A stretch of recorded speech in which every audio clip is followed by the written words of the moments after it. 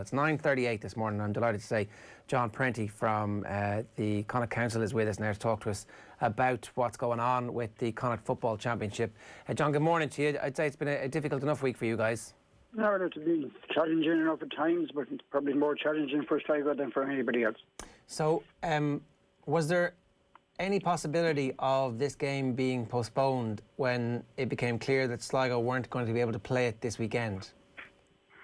Well, I suppose the regulations that are set up by the National CCCC is that unless there's a 13-day, clear 13 days between the original fixture and the next fixture, then that you've got to give a walkover. There isn't 13 days between the Connacht semi-finals and the Connacht final next Sunday week. And Sligo took the decision that they were going to concede again. They didn't look for a postponement because, as you know, close contacts are out of action for 14 days, so a postponement of a week wouldn't have hurt the situation an awful lot. Okay, so that's kind of where this whole notion of being able to extend or introduce some elasticity to the championship fixtures might break down.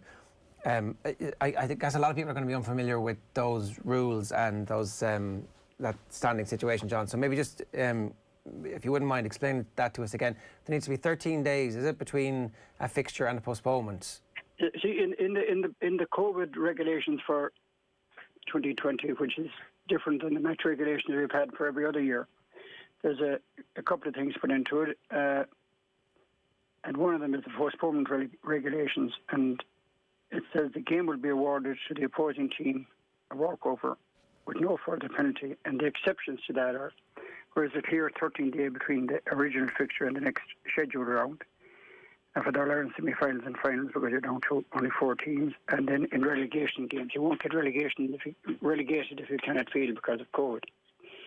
So the situation we're in and the Sligo we're in is that it not only involves Sligo, it also involves Mayo, Galway and Roscommon. So if we postponed, say, the Connacht semi-final from Saturday to the following week, that means we postpone the Connacht final. But then somebody from Galway, Mayo or Roscommon could get into the same situation Sligo are in, and then you're exacerbating the problem down the line. So there isn't wiggle room really to in the schedule that has been set out nationally. So there's no wiggle room there really because of the unpredictability, I suppose, of what happens with COVID. We don't know who's going to get infected next or who's going to be in lockdown. No, for sure. And look, I don't know, John, there's a view out there that if this had been one of the superpowers, that the postponement wouldn't, or some wiggle room might have been found out. The way you're talking about it there, it's kind of irrelevant who the county is. The fixture list needs to proceed. Absolutely. And look, at wiggle room, I'd be very disappointed if we got into stroke organisation of our associations, so that the rich would get richer and the poor would get poorer. Everybody in this situation is going to be dealt with in exactly the same way. Everybody knew the situation before when we were thrilled to be able to get a championship going. I think last weekend for the whole country did a great service by the amount of people who were isolated and at home and watching all the various games that were on and the various ways you had of watching the games and listening to the games. I think it was, I know I've had reaction from older people in particular looking forward to this weekend and the games again. So we've done a huge service to the country, I think, in the fact that the games are being played and live. Unfortunately, Sligo got into this situation, but this is a pandemic. They don't deal in precedents. It's an unprecedented situation, and unfortunately, Sligo are in the situation they are. But I'd like to compliment Sligo and the huge efforts they've made, because their protocols have been absolutely A1, and they found themselves in this situation now, and they dealt with it in the best and the most appropriate manner possible. So I think there shouldn't be anybody giving out about Sligo for what they've done. They did exactly the right thing. And John, just for clarity's sake, what was the situation with regards to Sligo in terms of the numbers that they had testing positive?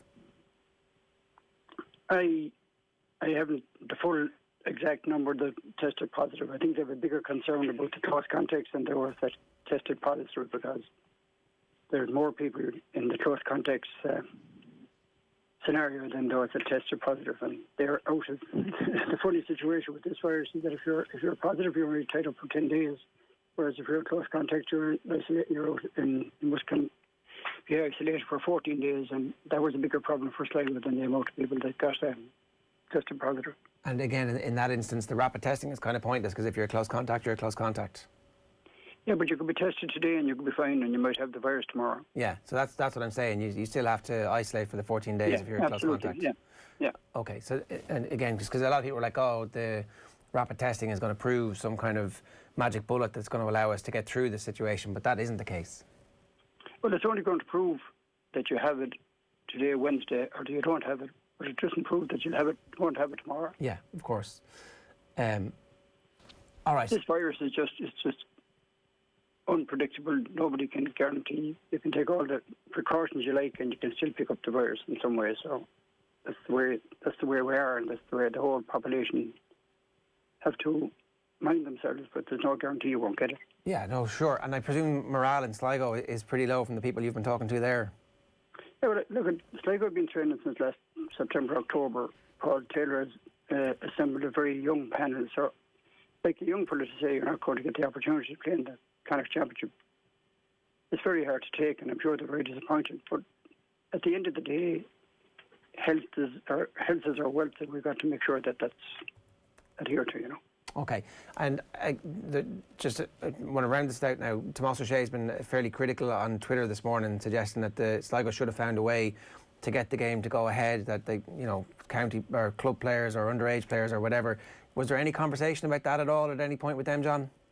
Well, I suppose playing a club match and playing a county match is like chalk and cheese.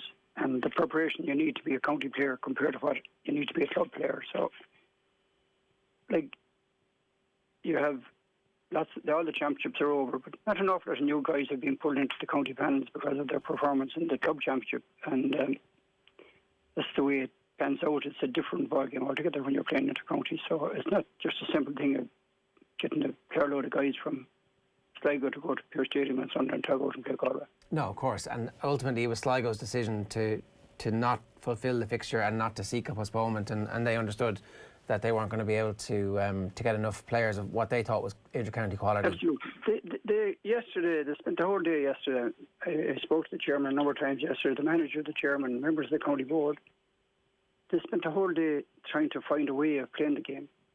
But at the end of the day, it all came down to the fact that the close contacts were a bigger problem than those who were positive. Whereas the close contacts had no chance at all of playing if we postponed it. Whereas the positive guys, they'll be back in 10 days. They might have had a chance of playing next week, but the number of close contacts and the number of people that on the panel that were designated as close contacts, that was a major problem. So I suppose when they examined the whole thing high up and low down, they came that their only option was to just concede, and we've got to respect that. No, that's fair enough. There's absolutely no blame to be put on Sligo for what their decision it was. In their eyes and in my eyes, it was the correct decision. And John, one last thing then. You've no concerns maybe that if other counties or players within counties might see what's happened to Sligo here and see that their championship season is over, that there might be a Dungarvan type situation where somebody is awaiting a test result and doesn't declare it, or somebody is asymptomatic but has tested or is close contact with somebody.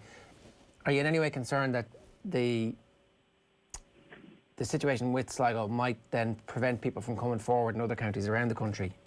Well, I know that all of the counties, every single one of the 32 counties and all of their teams have a very good medical setup around them, and the health of the country and your own health is way more important than winning a championship.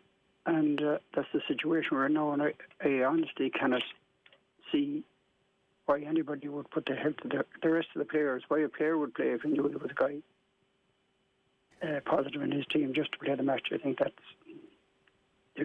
has got to be the health of the nation, the health of the county, and the health of yourself has got to be put first. And I think our players are responsible enough to make sure, and our county boards and our medical people in particular are responsible enough to make sure that if there's a doubt, then you do what's right with it.